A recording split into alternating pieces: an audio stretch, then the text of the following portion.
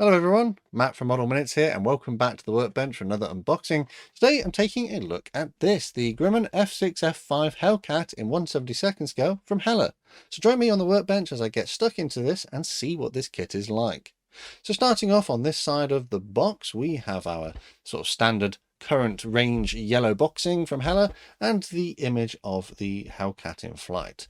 Over on the left hand side we can see that this is 1/72 scale, there are 36 parts included, we have some dimensions, and there are 4 decal schemes included.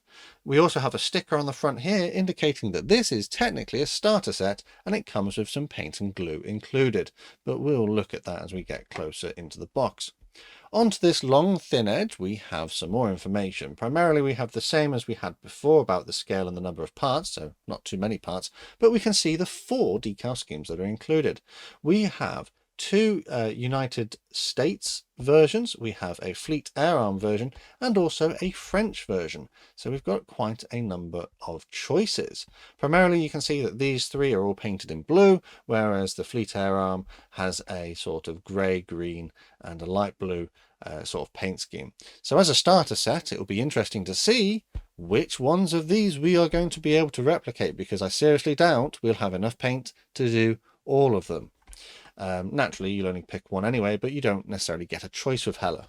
So onto this edge here we have some sort of health and safety information printed in a variety of languages, and on the thin edges we can see we've got a product code here of 56272 just on there, but other than that it's pretty much the same information that we have seen in on previous sides.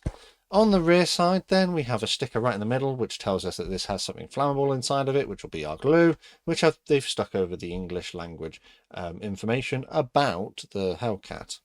On the right hand side we can see an image of the decals which are included, which gives you an indication of how many there are, so you can sort of decide on whether you want to pick it up based on that. And down the bottom we have some paint colours which may be required. We have colour callouts for both Hella and Revell, but the Hella paint colour callouts are identical to Humbrol, they match. So if you buy Humbrol you could buy those as well, or you could buy completely your own thing. Unfortunately though, our seal has been stuck over some of the colours, so we can't see all of them and you'd have to peel that off. Bottom right though, what I do like is that they've included the tooling information. So this tooling dates from 1977. So immediately, if I see this on the shelf, my expectations are going to be managed. I'm going to expect a slightly crude kit. I'm going to expect flash, perhaps raised rivet details and things like that. And then it says here that in 2020 this would have been revamped, the tooling would have been cleaned up a little bit, perhaps polished to make it a little bit nicer to look at, but generally it's still going to be the same thing. So this looks like it's a release from 2020, but I got it this year, which is 2025, as it was part of their current range. And that is pretty much that. So let's open the box. You can see that it's a flappy lid. We do have some extra printing on the edges here, which give a bit more information as you go through on what to do. Little hints and tips if you're wanting to read that. The first thing that strikes me, of course, is that everything is pretty much loose in the box. The only thing in the bag is a clear part. So what I want to do, I think, is I'll get the bits out. These are your starter set bits. We've got some paint and glue. We'll get into the paperwork, I think. So I like to look at the paperwork first. Right. So there is a paintbrush. It does have a little plastic tube that goes over the top, but that's come off, so that's not great. But oh well, let's put that over there. Health and safety instruction sheet. Read that if you really want to. And then we have a little brochure about other bits and pieces which are in the Hella range if you're interested in buying more of their products. We do have our instructions with our decal sheet inside. And one thing that has annoyed me about the Hella boxings is that the decal sheet isn't quite sized correctly, so when you put it in it ends up folding it on the edges. It doesn't quite fit the box, which is a little bit annoying because it could damage the decals. If they just made this slightly smaller, you can see it's rippled, which is not great. It's not great, it's not fantastic. The decals, as I've got them here, let's look at them. They look to be okay. They don't look to be damaged by this, but it is frustrating. It has that slightly annoying, like they didn't think about it. They didn't think about the size of the decal sheet. If they'd literally just trimmed it around the edges a little bit smaller, it wouldn't be a problem, would it? what have we got then? We have a control panel, we have some seat belts, and then we've got some stencils. And it looks like we've got stencils in both printed in white and in black, based on the variant that you're doing. The dark blue would have the white ones, and the Fleet Air Arm version would have the black ones.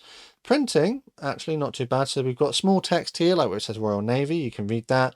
But the really fine text down here for your stencils, you can't read that at all. So I have seen better printing. With a better resolution, but this isn't terrible. It's going to give you a fair representation. We do have enough here to replicate the various schemes.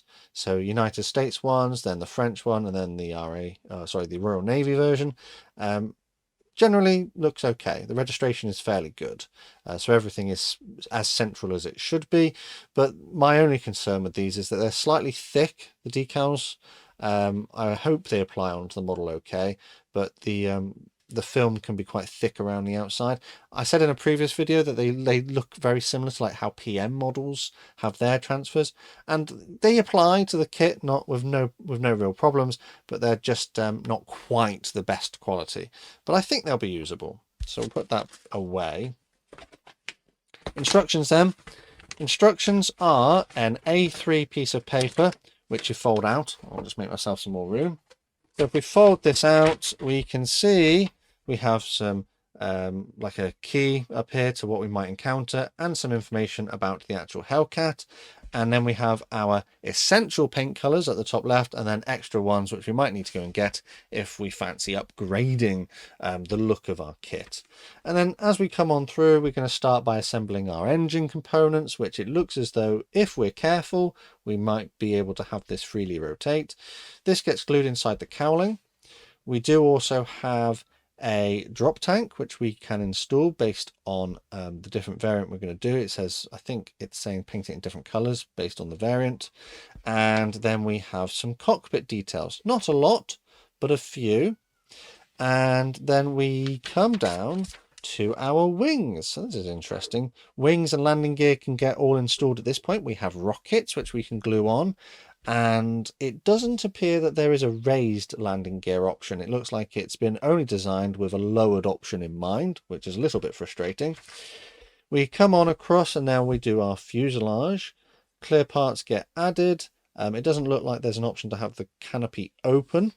I mean, you might be able to with modification to sort of push that back over the top, but with the lack of detail that there is inside, you probably want to have that closed just to hide the fact. Then we join our fuselage, wings, drop tank and tail wheel, and I think that's it done. Step 7 is just putting in the stencils, and as I mentioned earlier, if you're doing a dark paint scheme, you'll need the light stencils and vice versa, and they have annotated that on here. Flipping over the page then, we have our painting instructions, which are printed in full colour, which is lovely to see.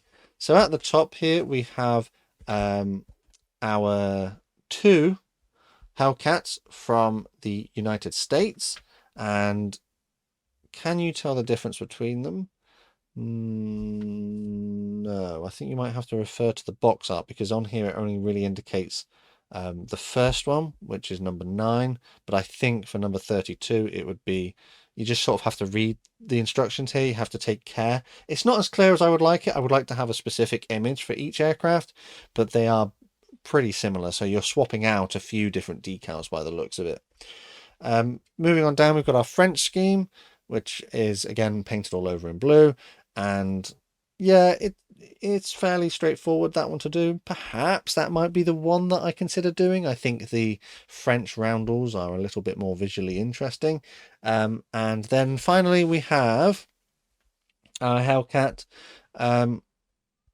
in the Fleet Air Arm. I've already built a Hellcat in this kind of paint scheme, so I'm probably not going to do it in this again. I would question their paint color choices, because I'm not sure that this should be like a sky blue. It should be more like a sky type S. So I'm not sure that's entirely accurate, but someone will let me know in the comments. So with this in mind, and the fact that we have included starter set type paints and things, what can we replicate? So the paintbrush is a size 3, which is not ideal. It's a bit big. It's a bit big for detail work, but it should be good enough for larger surface areas. We have a Humbrol poly cement, which you can see has got a few dents and things, probably from being left in the box on its own, but that seems to be usable. But my concern with everything being loose in the box is that if there is any damage to this or the paints, it could ruin the whole kit. Granted, other companies put them in bags, but that just gives you an extra layer of protection. It could eat through the bag, but it still gives you a little bit more sort of like confidence in the kit coming to you in a good quality. If it's all loose, then it's going to potentially ruin it and you'll have to get a replacement. Right, so let's look at the paints then. The first paint we've got is a 116, which is a dark green, and that's usable. It'll just need a mix. And actually, I quite like the Hella paint pots because you get like 12 milliliters in it, and that's almost like a full paint bottle. So that's quite nice. That's good value. You can get quite a few kits out of that. So the green 116, I'm going to go ahead and say it is for this, but actually it isn't for this because it says that it needs 91 for your green. You probably could get away with 116, but it's not really a dark sea green. So 116 then, what's that for? 116. It's not an internal colour because they're asking for 80 for that, which is more of a vibrant green. 116, where are you using that? Where are you using 116? Oh, wow. No. No way. It's the tips of the rockets. You've included a whole pot of paint just for the tips of the rockets. That doesn't make any sense. There's literally nothing else that I can see which is 116. The body of the rockets is 56, which is an aluminium colour. Wow, do they, when they're in the factory, just randomly look on the box and pick a random colour and go, that'll do, and just chuck one in? Because that's not helpful. That's not helpful at all. So we've got 116, which will give you 6 little rockets. That's so pointless. You can't replicate any paint scheme from that. Right, what's the next one? 53. 53 is a gunmetal grey. Oh no. Hello, what are you doing? 53 gunmetal grey. Not even the engine, according to your instructions. The engine's not gunmetal. The rocket are not gunmetal. The legs of the landing gear are not gunmetal. What are you asking for 53? Is it just the guns? It's the barrels of the guns. The barrel of the guns. That's it. There it is, 53. So you've given me 2 paints which I need a tiny amount of out of the 3 paints that you've given me. Right, and what's the last one? 15, blue. Midnight blue. Well, obviously it's that one, isn't it? So if you bought this kit as a starter set, as a beginner, and it's the first kit you're going to build, that looks okay, doesn't it? But I would argue that's still a bit vibrant. I'll talk about that in a sec. You've bought this kit for the first time. You don't know anything else about modelling. You open the box up and you go, oh, I've got a choice. You cannot paint this paint scheme. You can't replicate it full stop as it stands with the paints that are included. Your only option is to paint this one with the blue that you've been given.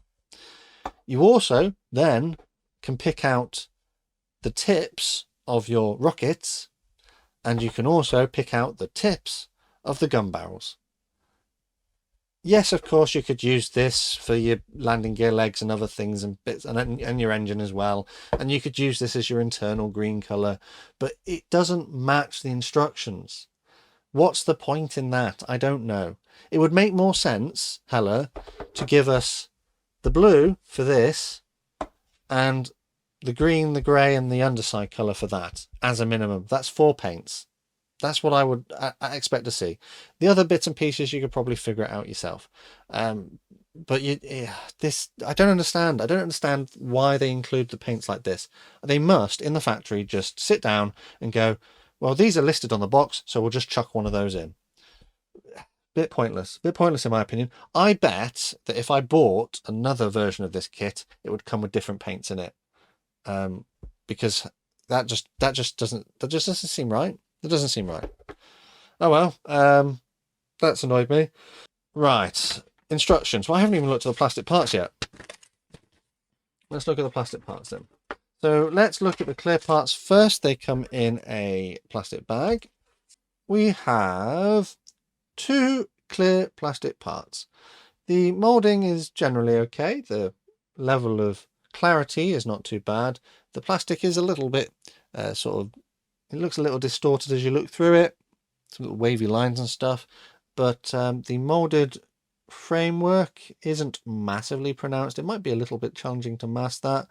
But yeah, they look okay, don't they? They look usable. Not much in the way of flash, which is quite nice.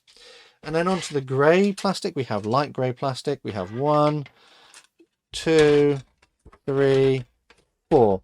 4 light grey plastic sprues. So let's have a look at these. So first up on this one, we can see we have our fuselage half, and it does, as anticipated, feature raised panel lines. The plastic is a little bit soft perhaps, but generally not greasy. There isn't a great deal of flash, but perhaps a little bit of cleaning up is required. There is a bit of a mold seam in some places.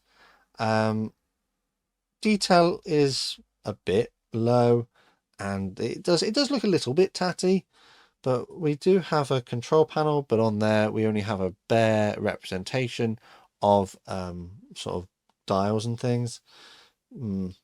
Ejector pin marks are on this side. Might need a little bit of cleaning up, but generally not too noticeable. Yeah, not terrible, especially given the fact that this is a 70s tooling. On this one then, we have our engine, very simple looking engine representation. Tail wheel, quite crude, with some extra mold pips which will need removing. Cockpit tub with no detail.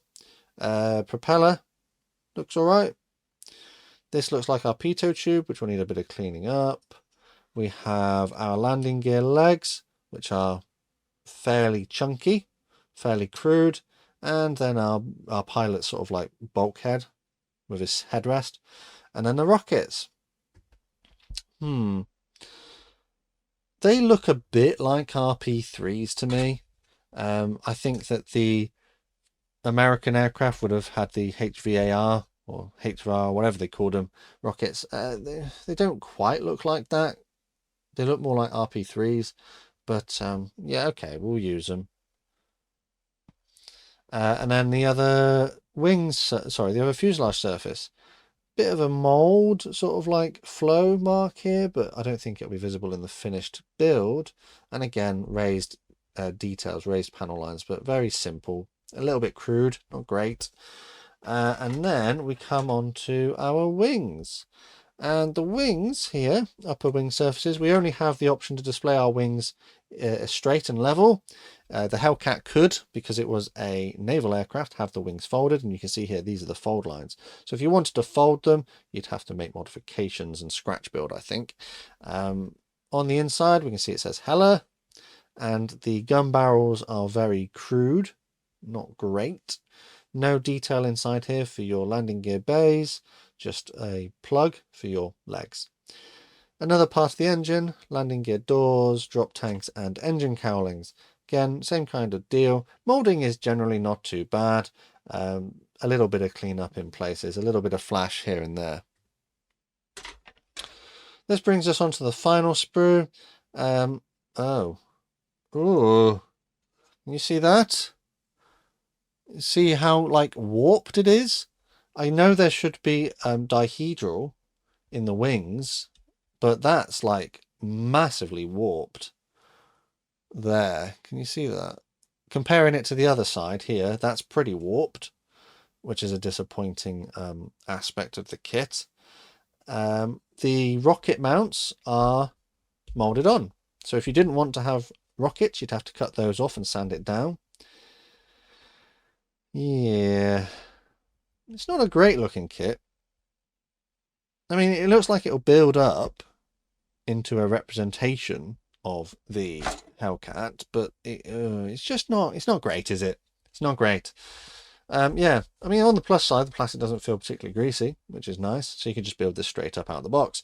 But yeah, not fantastic. So 1, 2, 3, 4 light grey plastic sprues, moulded to a moderate quality. The level of detail is quite poor.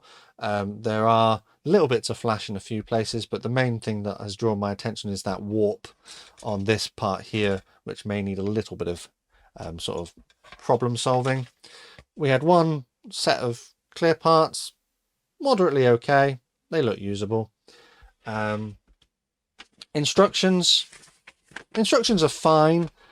We do have everything printed in colour, which I like, but I would have preferred to have seen the 4th paint scheme annotated on its own without having to sort of do a bit of reading comprehension.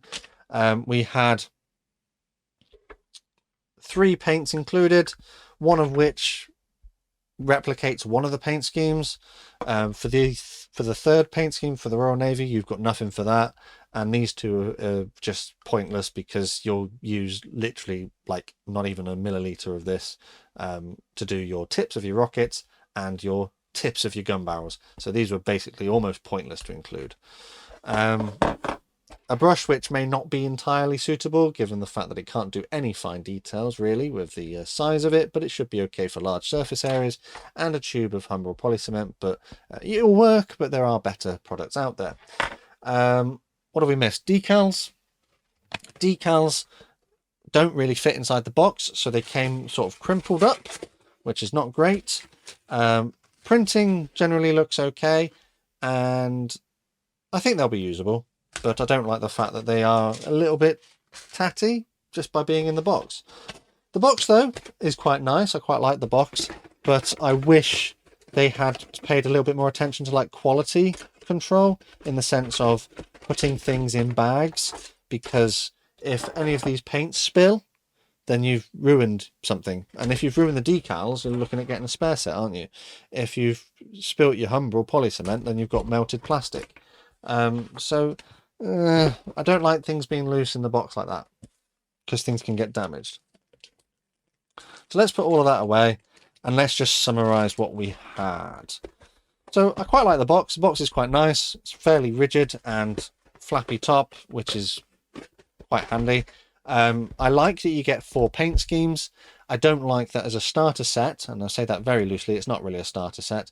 You can't replicate all 4, you can only replicate the blue ones, and even then to a very basic standard. So yeah, I like that we have 4 of those. I like that it's a fairly simple looking kit, but I don't like some of the aspects we've seen, such as the warping, and it's rather crude. Also, the lack of a pilot, the lack of a display stand, and the lack of raised landing gear option. So your only option is to display this wheels down, uncrewed, unless you're willing to make modifications in some way. Yeah, so with all of that in mind, how much would you be looking at paying for this? So at the time I was making this video, and actually when I sort of purchased this, it was retailing at a slightly discounted price of €8.99, which if we convert that to GBP is about £7.50. So it's a cheap product, it's not expensive, and it's a fairly good deal given the fact that you've got a model kit with paints included for like £7.50. That's pretty good. But it does have the problems that we discussed. The reason why I went for the starter kit version is because it is only about €1 more than the normal version without the paints and things inside. The paints and things inside, as we've seen, provide very little value, given that we can't replicate all of the paint schemes. So paying just about €1 more for a couple of extra pots of paint, which I can use on other projects as well, not too much of a problem. Typically though, the normal RRP is €9.99 for this one, and €8.99 for the non-starter set version. So again, still a pretty cheap kit. And as we discussed, we know that this is a 1977 tooling. Actually, I think the P40 that I looked at previously, that was a 1972 tooling. I actually think this one looks a little bit better detail-wise. It looked a little bit more like nice, whereas this one just looks pretty crude. It's not as good. Oh, and also I did actually want to mention the paint. So the paint we got was the Midnight Blue, which is 15. I recently used the Humbrol version of this on a Sea Fury. I just wanted to point this out. So nice enough to build. Fair. Well, I'll make a video about this. So you'll notice that this is very blue. I don't think that it was this blue for like US Navy aircraft. It should be closer to this shade. So I built a Bearcat, which would have had the same sort of shade as the Hellcat would have had. And you can see it's a much darker, a much more a sea blue rather than a vibrant blue. So the one we've got included in the kit should be closer to this on the left. And actually, I think in real life, it would have been a darker blue like we have here. Perhaps maybe somewhere in between. But yeah, I'm not sure that this is quite 100% the most accurate colour, but it's probably the only one they had in their range, which was close enough. But I think that probably sums up this kit in a nutshell, doesn't it? Everything in here is just close enough. You know, we've got 3 paints, which are just close enough because they're listed on the paint instructions. The plastic model kits look just close enough to do or to replicate the kit. We have a set of decals which are just close enough to complete the kit to a sort of basic standard. Yeah, I think that's probably it. If I was a beginner, I'd probably be a bit disappointed with this, but it's a cheap kit, so you could probably afford to get one of these and mess about with it. But definitely there are better Hellcats out there. And with that, I'm probably going to leave this one here. Let me know down in the comments what you thought of my review and whether my assessment of this kit was fair. As always, a quick shout out to my Model Club members for the extra support they give the channel. Massive thanks to these guys on screen, and if you'd like to join them, check out the links in the description. There are other ways to help support the channel as well, and again, full information is below the video. The best way to support the channel for free though is by subscribing with notifications turned on so you never miss a modelling upload. Finally though, last thing to say is a massive thank you to you for watching this one, and I'll see you on the workbench again next time.